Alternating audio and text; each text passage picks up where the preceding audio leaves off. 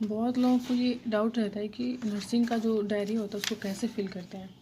सो आज मैं एक्सप्लेन करूँगी in a simple way how to fill the nursing diary, जो कि फर्स्ट ईयर में हम लोगों को मिलता है। तो जब मैं फर्स्ट ईयर में थी तो बहुत ज़्यादा मिस्टेक होती थी डायरी को भरने के लिए, डायरी को फिल करने के लिए। समझ नहीं आता था कैसे फिल करें, कैसे बनाएं, बट फाइनली मैं सीख गई डायरी को फिल करना। तो आज मैं सिंपल वे में एक्सप्लेन करूँगी कि डायरी को कैसे फिल करते हैं, जो फर्स्ट ईयर में नर्सिंग की डायरी मिलती है हमें। तो जैसे ही हम डायरी को ओपन करेंगे तो हमें कुछ ऐसा इंटरपेज दिखेगा, जो कि ये इसका पहला पेज है डायरी का, एंड देन ये सेकंड पेज है। सो सबसे पहला आता है बायोग्राफिकल डाटा।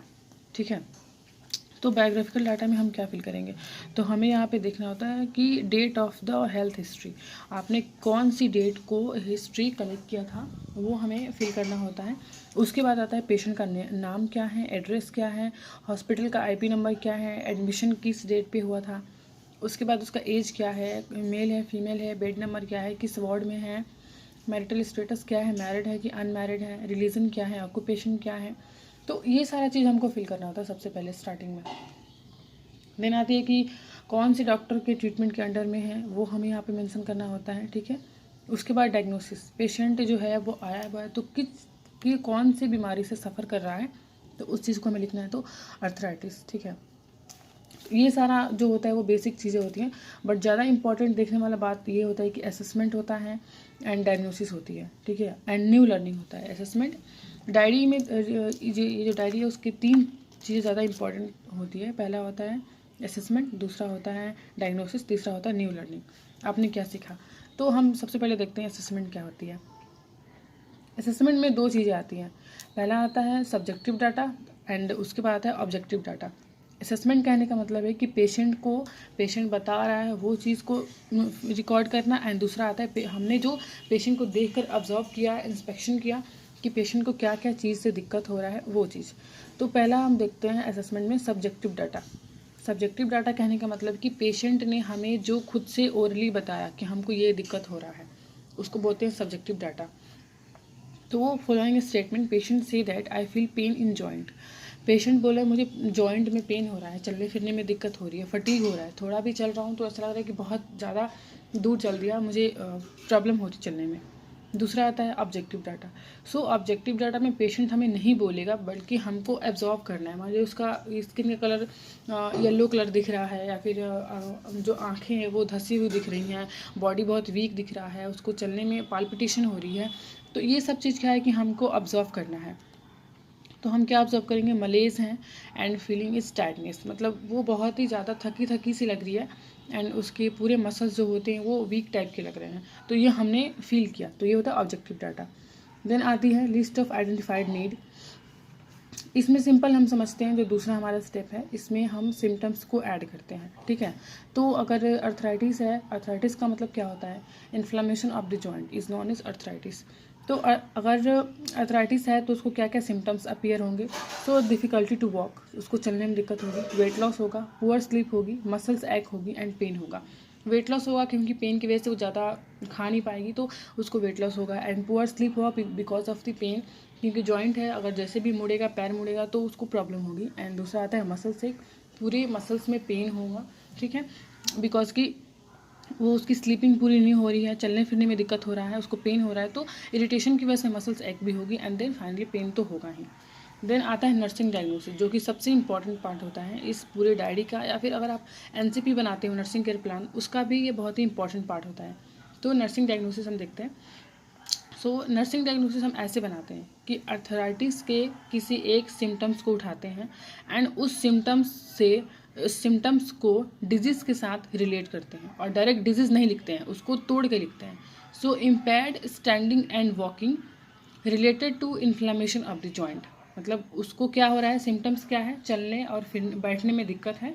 ठीक है, तो क्यों दिक्कत है, क्योंकि जॉइंट में इन्फ्लामेशन हो गई है, इसके वजह से दिक्कत हो रहा है। तो impaired standing and sitting related to inflammation of the joint, direct arthritis हम यहाँ पे नहीं लिखेंगे, उसको तोड़ के लिखेंगे। ठीक है, अगर किसी पेशेंट को अस्थमा है, इधर एक्सप्लेन करते हैं थोड़ा सा। अगर किसी पेशेंट को अस्थमा है तो अस्थमा का सिम्टम्स क्या होता है कि गैस एक्सचेंज नहीं होगी प्रॉपर्ली, तो इम्पेयर्ड गैस एक्सचेंजेस, मतलब गैस एक्सचेंज में प्रॉब्लम हो रही, क्यों, related to excess intake of tobacco and smoke. ज़्यादा टोबैको एंड स्मोक लेने की वजह से निकोटीन कलेक्ट हो गया है एंड गैसेस एक्सचेंज नहीं हो रही है, ब्लॉकेज हो गया। तो यहाँ पे डायरेक्ट अस्थमा नहीं लिखना है, उसको तोड़ के लिखना है, ठीक है। दूसरा आता है एक्सपेक्टेड आउटकम।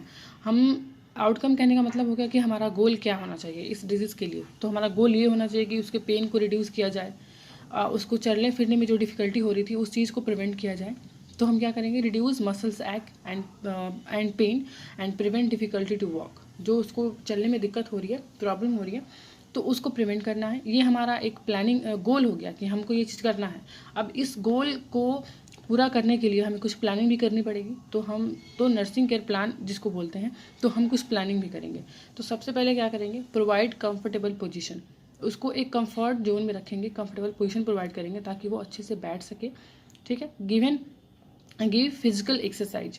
उसके बाद उसको फिजियोथेरेपिस्ट टाइप का एक एक्सरसाइज प्रोवाइड करेंगे जिससे कि उसकी जो जॉइंट पेन थोड़ा सा रिलैक्स मिले। मतलब provide medication order by the physician, ठीक है। तो जो भी डॉक्टर ने मेडिसिन को प्रोवाइड किया था उस चीज़ को हम यहाँ पे लिखेंगे, ठीक है। उसके बाद है reduce inflammation of the joint and tiredness of the muscles. उसके बाद क्या करेंगे कि हम ट्राई करेंगे ताकि उसका टायर्डनेस एंड मसल्स जो इन्फ्लामेशन थी वो रिड्यूस हो सके। तो ये हमारा, इस पर आप और भी ऐड कर सकते हो, ये provide proper nutritional diet and provide and also check the vital signs within 1 hour of the patient, ठीक है। पेशेंट के हर 1 घंटे में वाइटल साइंस को चेक करेंगे।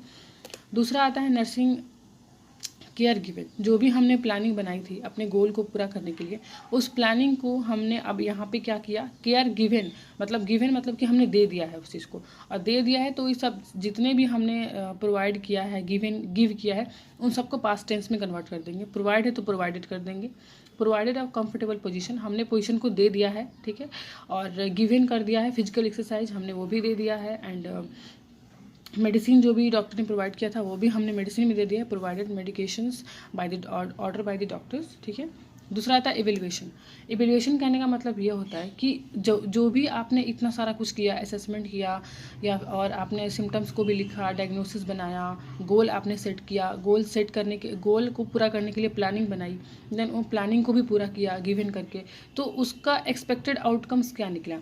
आउटकम्स कहने का मतलब कि वो पेशेंट का दर्द ठीक हुआ कि नहीं, इन्फ्लेमेशन थोड़ी कम हुई कि नहीं, तो यहाँ पे यही लिखते हैं। तो अगर हमने इतना कुछ कर दिया तो जाहिर है कि वो उसको प्रॉब्लम से थोड़ी सी प्रॉब्लम उसका प्रिवेंट हुआ होगा, कम हुआ होगा।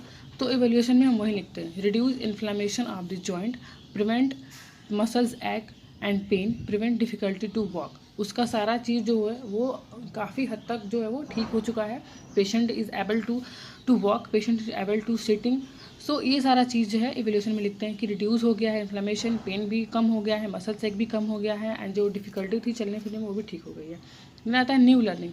न्यू लर्निंग में हम क्या देखते हैं, जो भी अर्थराइटिस के बारे में आपने स्टडी किया वो सब चीज़ हम न्यू लर्निंग में देखते हैं। अगर आपको पता नहीं है अर्थराइटिस के बारे में कि ये क्या होता है और आपने पहली बार पेशेंट को देखा, सो वो चीज़ आपको यहाँ पे मेंशन करना है।